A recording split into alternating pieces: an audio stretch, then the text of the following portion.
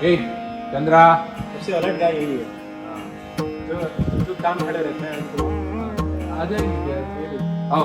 नाम दिया और छोटा सा है, थोड़े से सिंह है, दिखने में बहुत आक्रामक लगेगी लेकिन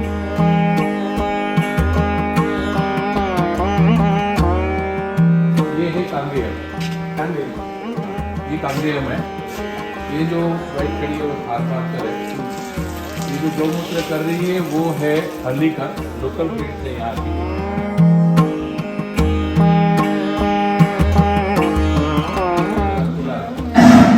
आवाज करेगा ये। खुला ये बहुत अलग से है। नहीं, ये बोले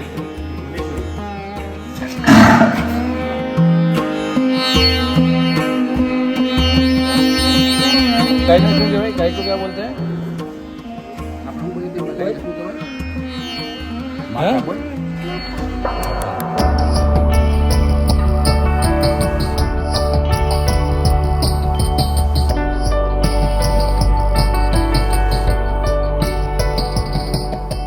यह है दक्षिण भारत की सबसे बड़ी गौशालाओं में से एक श्री श्री गौशाला। जी हाँ, सही समझे, आध्यात्मिक गुरु श्री श्री रविशंकर की बेंगलुरु स्थित गौशाला। यहाँ एक नहीं, दो नहीं, 15 नस्ल की देसी गायों का संवर्धन हो रहा है। इनमें गिर, कांकरेज, खिल्लार, थारपारकर, हल्लीकर जैसी नस्लें शामिल हैं। माटी इंडिया की टीम यहाँ पहुंची तो श्री श्री का बसाया आर्ट ऑफ लिविंग आश्रम देखने को मिला, जहां हर वक्त हर तबके के लोगों की भीड़ जुटी रहती है। दूर दूर से लोग आध्यात्म से जुड़ने के अलावा आश्रम देखने भी पहुंचते हैं। इन्हीं सब के बीच से माटी इंडिया की टीम आश्रम के सबसे आखिरी छोर यानी श्री श्री की गौशाला पहुंची। इस गौशाला में 1300 से ज्यादा गौवंश हैं। ये गौशाला एक समर्पित गौसेवक चंदू जी की देखरेख में चल रही है। तो आज श्री श्री रविशंकर की गौशाला पर डिटेल में जानकारी लीजिए।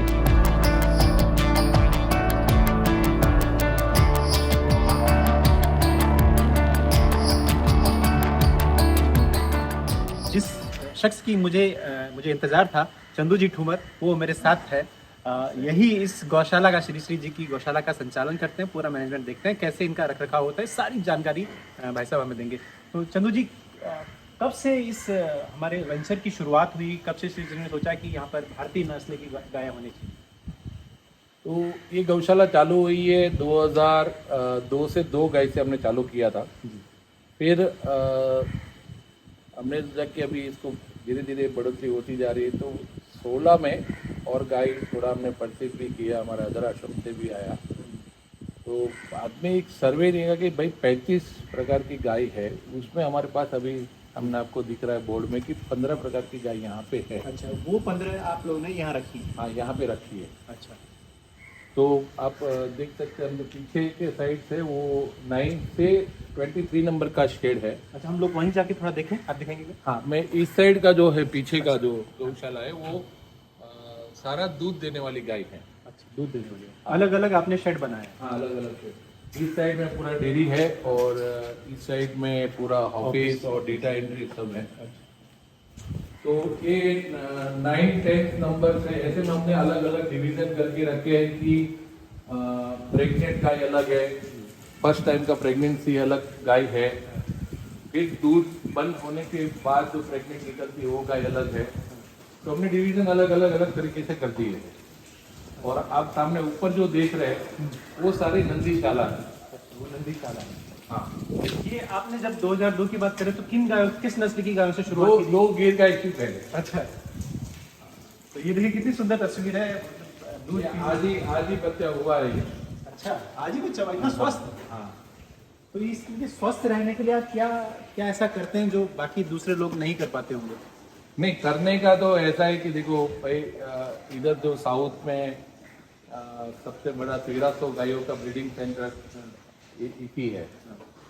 तो अभी हम चाहते हैं कि किसान वापस गाय रखे ना, देसी गाय किसान वापस रखे, तो उस आधार से गौ आधारित खेती होगी। तो जैसे हमारे पूर्वज लोग करते थे ना, कि गाय के आधारित खेती करो, आज जो केमिकल मुक्त करना है, तो ये सब चीजें हम प्रोवाइड कर रहे हैं अभी। तो यहाँ पर आप गिर का कुछ खास तरह की गिर, जैसे मैं देखता हूँ कि ये लोग इसको काबरा बोलते हैं, कुछ ब्राउन कलर। हाँ, कलर तो बहुत सारे हैं मेरे पास। सींग भी बहुत है, 12 टाइप के सींग है। कोई ब्लड लाइन भी खास आपका? ब्लड लाइन में ऐसा है कि मेरे पास जो नंदी है वो एक है भावनगर का और एक है भुवनेश्वरी पीठ गोंडल के। अच्छा, नंदी 2 है हमारे पास, उसमें हम अभी चला रहे हैं। तो मिल्क क्षमताएं क्या होती हैं उनकी? मिल्क का अभी मेरे पास 3 लीटर से लेके 14 लीटर तक है। अच्छा, मतलब वो बुल्स गाय का मतलब। हाँ। तो जो बुल्स के ब्लड लाइन तो बहुत बड़ी है, लेकिन पहले गाय बच्चे जो आए उसका संवर्धन करके जो बच्चे अभी आ रहे, ये जो देखो ये फर्स्ट टाइम का ही प्रेग्नेंट गाय है। ये सामने। हाँ। अच्छा, कदकाठी भाई तो बहुत अच्छी है। हाँ, तो ये शायद ब्रीडिंग का ही नतीजा है। हाँ, ये क्या है कि भाई बच्चों को पूरा दूध पिलाते हैं तभी वो आगे दूध देगा। कितने महीने तक? 7 महीने तक पूरा हाँ। 4 दिन तक। 4 दिन तक उसके जो बाद बचेगा वही ले लेंगे। अच्छा, जो बचेगा। तो मिल्क प्रोडक्शन कितना होता है?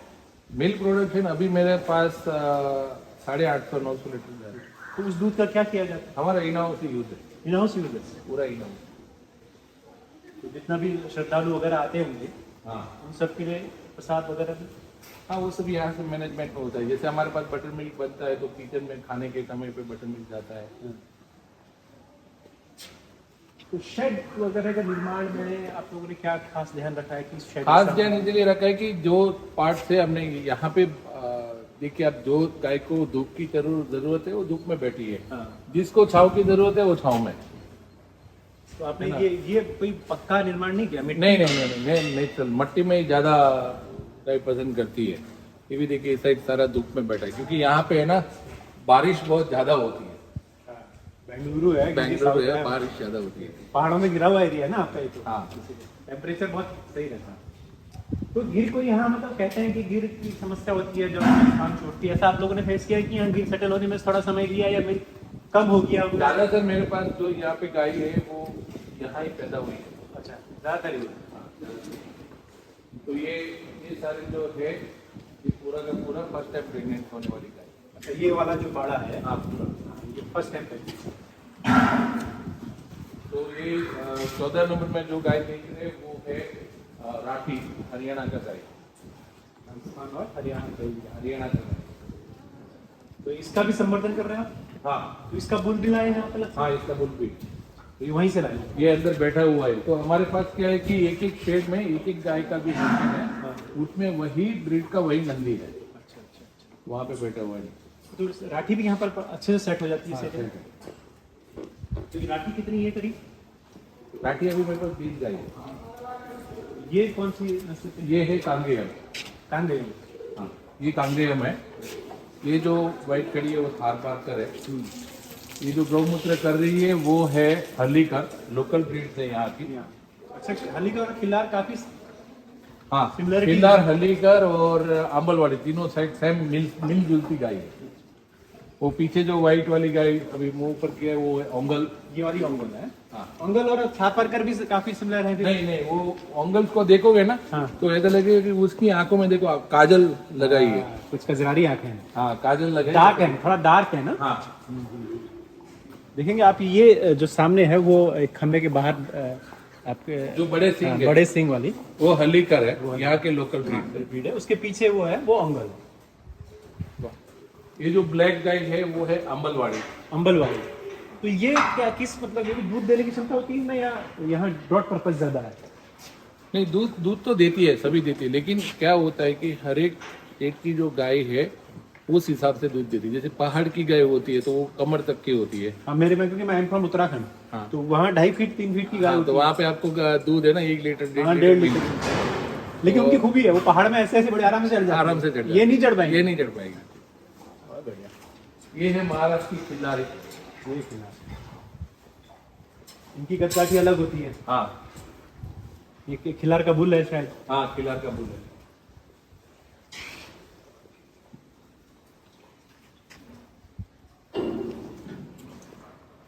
तो पूरी गौशाला कितने बड़े क्षेत्र में है?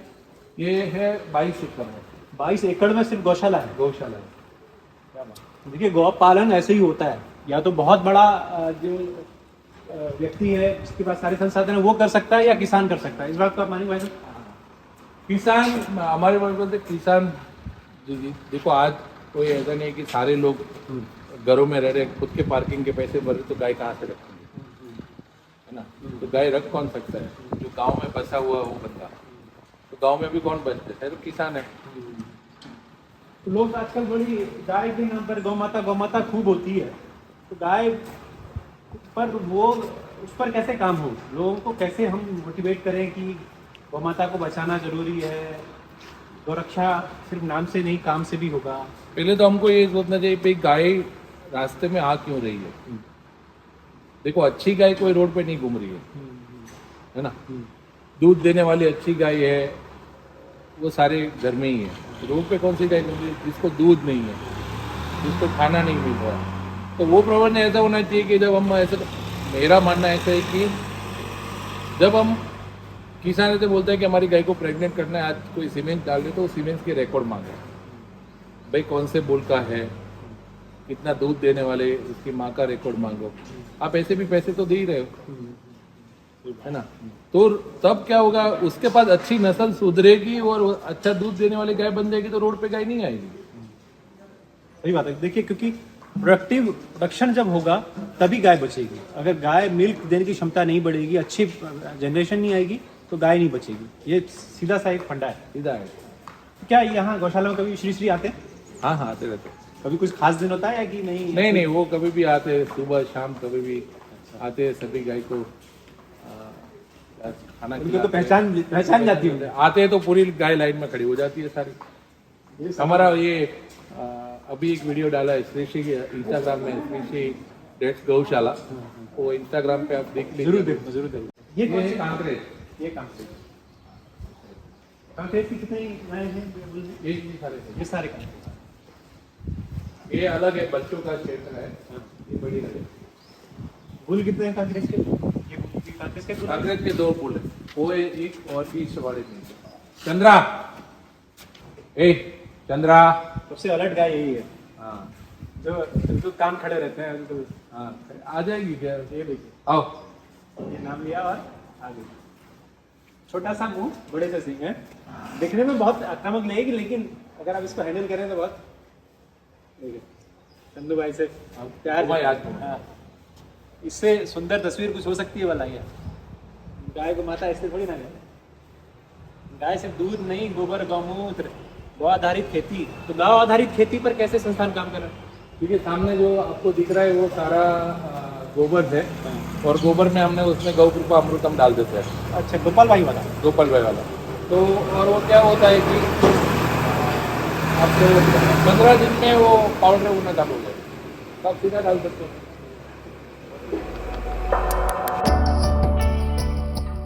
श्री गौशाला 4 सेक्शन में बटी है। एक में दुधारू गाय, दूसरे में बच्चे, तीसरे में सिर्फ बड़े नंदी विरासते हैं। तो अब चलते हैं दूध देने वाली गायों के बारे में। हमारा अभी है ना एक नस्ल सुधार रहे हैं। हाँ। तो हमको अभी और भी टाइम लगेगा इसमें। हाँ। नहीं, लेकिन जैसे ये मिल्किंग वाला शेड है, कितनी गाय ऐसे ऑन एन एवरेज दूध दे रही होती हैं? अभी मेरे पास 250 है। 250 दूध देने वाली गाय। उसमें जो अदर ब्रीड की गाय है वो उसको तो बहुत, जैसे आपने हाँ, बताया वो ना, आपके एक-एक वहाँ पे डेढ़ एक डेढ़ लीटर, तो बच्चे कोई पिला देते हैं। जो मिल्किंग में फोकस आपने सिर्फ गिर पे किया है। हाँ, ये हमारे दीपक है। दीपक, ये गिर का बुल है। हाँ ये सर गिर। ये कौन सी ब्लड लाइन का आपने जो बताया था? ये भुवनेश्वरी वाला, ये भावनगर वाला। भावनगर वाला। दीपक, सुन लिया भाई दीपक ने। देखिए ये दीपक है, आप सामने देखेंगे। दीपक, इसका भी सारी अपने प्रोजेनी रिकॉर्ड हो गया होगा आपके पास। हाँ 7 जनरेशन के सारे रिकॉर्ड। 7 जनरेशन। ये इधर बैठा है, भरत है। ये भरत है। अच्छा, तो आपने मिल्किंग वाली गायों के बीच में एक छोड़ा ताकि कोई हीट ना जाने। एक शेड में एक नंदी है। एक शेड में, ताकि कोई इनब्रीडिंग ना हो। इनब्रीडिंग ना हो। और इसके कान में जो नंबर है उस नंबर के हिसाब से 7 जनरेशन का रिकॉर्ड है। 7 जनरेशन। देखिए गायों के में सुधार तभी होता है, अच्छी नस्लें तभी होती हैं जब हर जनरेशन का आपके पास प्रॉपर रिकॉर्ड हो। जब आप ब्रीडिंग में आते हैं तो ये मेंटेन करना बहुत ज़रूरी है। तो अभी ये जो आप देख रहे हैं तो उस साइड में जो है वो बच्चे हैं, इस साइड में गाय है, और दूसरा बच्चों का पानी पीने का अलग है, उधर का उधर अलग है, ऐसे ऐसे अलग अलग सेटअप किया है, अपने पूरे फील्ड में ये जगह बना रखे हैं। और हमने क्या किया, मैंगर के नीचे ही इलेक्ट्रिक पॉइंट और प्लम्बिंग ले दिया है। तो क्या होता है, कभी भी आपको मेंटेनेंस बार बार नहीं आया करे, मैन पावर कम, मैन पावर भी कम है। ये जो अभी आप देख रहे हैं, ये जो गौशाला है, ये है मुंह टू मुंह। इसका मतलब ऐसे जाओगे तो गाय सामने दिखेगी। हाँ, इस पर तो अभी क्या होता है, बीच में ट्रैक्टर चलेगा तो ये खाना डाल सकता है इजी, वरना मैन पावर कम लगेगा। कम लगे। ये सब आपने छोटी छोटी बातों पर बाकी दिया है इसका पूरा। ये क्या यहाँ पर बोर्ड लगा है? ये इतना तरह की ब्रीड है। अच्छा, आपके पास जो नस्लें हैं, ये देखिए, ये वो इन नस्लों की गायें या बुल्स यहाँ पर हैं। गिर है, कांकरेज है, साहिवाल है, ओंगोल है, थापाकर है, राठी है, पुंगनूर है। सबसे छोटी ब्रीड में से एक पुंगनूर, कंगायम है, पुलिकुलम, अंबलचेरी है, अंबलवाड़ी, अंबलवाड़ी, खिल्लारी, डांगी। कासरगड्डा भी छोटी ब्रीड होती है। अच्छा, ये भी छोटी होती है। ये केरला की है। हाँ, और हल्लीकर कर्नाटका की, यहाँ की इंडिजिनस ब्रीड। बहुत बड़े इसमें भी मिल्किंग वाली गायों को रखा हुआ है। हाँ। रतुला, अच्छा, आपको सबके नाम भी बताएं क्या? ये मेरा रतुला खुद से आवाज करेगा, ये रिस्पॉन्स करेगा। रतुला, ये भी भावनगर से है, नहीं ये भुवनेश्वर। भुवनेश्वरी से। तुला 1006 श्री श्री गौशाला। तुला ठीक हो? ये आप इस पर आपने क्या आपका अनुभव है कि एग्रेशन, बुल का अगर एग्रेशन हो या सीधा हो, बहुत कुछ नहीं होता। आप देखा नहीं, इतने सारे बहुत नंदी भी, हाँ। ये तो ब्रीडिंग वाले नंदी, नॉर्मल नंदी भी साथ में रखे तो कोई मारपीट नहीं करता। यहाँ पे भी अच्छा, सब जगह आप कह रहे हैं कि एक बुल छोड़ा हुआ है। रखिनो, ये भावनगर, ये भावनगर, उसका नाम से ही पता लग रहा है कि भावनगर का होगा। भावनगर के नाम इसी तरह के होते हैं। सुंदर। रखिनो, आओ। ये सिंह का पैटर्न कुछ डिफरेंस आया है। हाँ, ये बिल्कुल हाँ। फोल्डेड हो गया। अलग अलग मैं बोले ना 12 टाइप का सिंह है। जो गाय बैठी है उसका सिंह देखो नीचे जा रहे हैं, हाँ हाँ हाँ हाँ है ना। हाँ। किसी का बहुत छोटा है, किसी का हाँ। एकदम फोल्डेड है। हाँ, एक अभी वो गाय पीछे खड़ी है, उसका देखो राउंड में जा रहे हैं, एक लंबे राउंड पे जा रहे हैं। आप इधर देखेंगे तो ये सामने जो गाय है फोल्डेड, वो उसकी बात कर रहे हैं चंदू से। एक इधर भी एक है। हाँ। ये देखिए, देखिए। तो बाकी जो नंदियों का आप क्या करते हैं? अगर ज्यादा नंदी हो जाते हैं तो नस्ल सुधार पर क्या किया जाता है संस्थान में? नसिया, हमारे पास बहुत सारे लोगों का रिक्वायरमेंट है कि हमको खेती बाड़ी के लिए नंदी चाहिए, हमारी गौशाला चल रही है, हमको ब्रीडिंग के लिए नंदी चाहिए। तो ऐसी रिक्वायरमेंट बहुत सारी आती रहती है। तो वो क्या निःशुल्क दिया जाता है या क्या कोई एक्चुअल अमाउंट होता है, कैसे होता है? नहीं, वो एक आधार है कि एक हमने अभी एक गांव से रिकमेंड है, हमारे किसानों को नंदी देना है, हाँ। तो हमने उसको दिया है। अच्छा, ग्रामीण स्तर पर ही नंदी दे दिया, आप इससे करिए। बहुत बहुत सुंदर। ये हमारा वो एरिया जो है वो डिस्पेंसरी है। अच्छा, डिस्पेंसरी वाला। हाँ। तो एक फुल टाइम आपका वेटरनरी डॉक्टर होगा यहाँ? हाँ,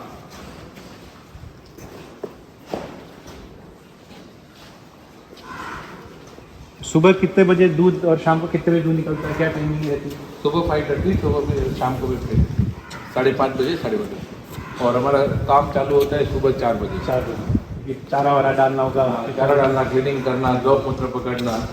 अच्छा, तो ये गौ उत्पाद भी बनता है संस्थान? गौमूत्र पकड़ते हैं हम लोग, फिर वो हमारे दवाइयों में यूज होता है। हाँ। और बाकी गोबर का सिर्फ खाद में होता है या कुछ? हाथ में भी वो होता है। हाँ।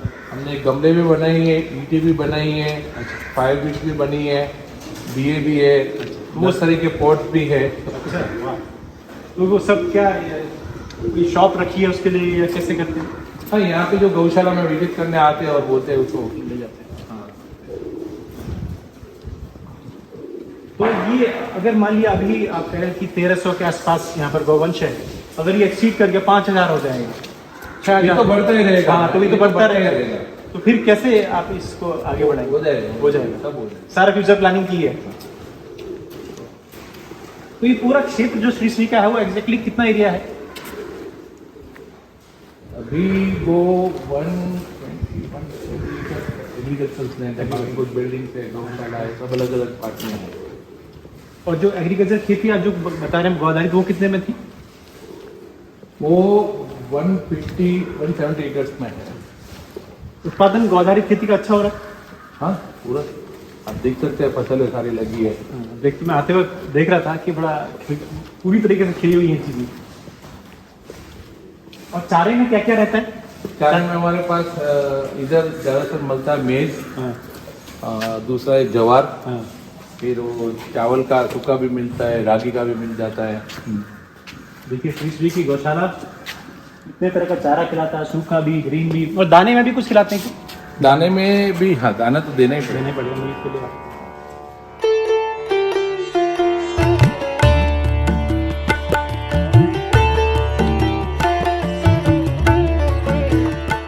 मिल्किंग और नॉन मिल्किंग गायों के बाड़े के ऊपर यह हिस्सा नंदीशाला है। यहाँ 15 नस्ल की नंदी है। इनमें कांगायम, गिर, थारपारकर, खिल्लार, पुंगनूरू, वेचूर समेत देश की कई नस्लों के नंदी हैं। इनके खानपान का विशेष ख्याल रखा जाता है। माटी इंडिया के इस एपिसोड में आज बस इतना ही। अगर आपको ये एपिसोड पसंद आया है तो इसे लाइक एवं शेयर कीजिए। जो लोग चैनल पर नए हैं तो माटी इंडिया को सब्सक्राइब कर सकते हैं। माटी इंडिया को इंस्टाग्राम और फेसबुक पर भी फॉलो कर सकते हैं। जय गौ माता, जय गोपाल, जय राष्ट्र।